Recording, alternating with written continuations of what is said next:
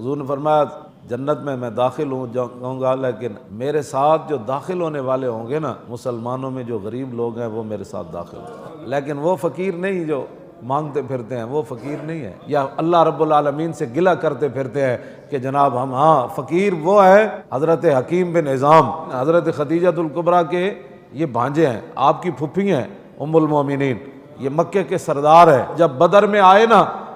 تو یہ نہیں آنا چاہتے تھے، تانے دے کر ابو جہل لایا، عتبہ شیبہ ان کو تانے دے کر لائے کہ تو بزدل ہو گیا، تو نہیں لڑنا چاہتا، تو بڑا بہادر سی، بڑا فلاں سی۔ تے حکیم بن نظام بدر وچ آئے اور حضور نے جڑے حوض بنائے سن نا پانی والے،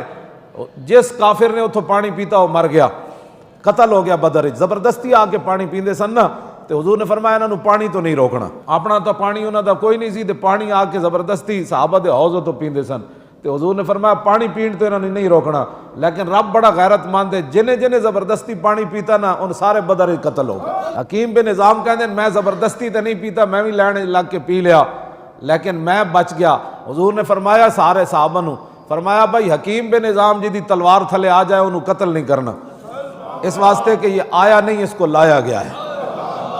اور بعد ساری زندگی جدو انہاں کلمہ پڑھ لیا نا تے بعد کہندے ہیں لا والذی نجانی یوم بدر، بعد ساری زندگی جدو قسم چاندے سن نا کہندے سن اس ذات دی قسم جنہیں بدر والے دن مینوں بچا لیا سی، اے بعد پھر غریب ہو گئے۔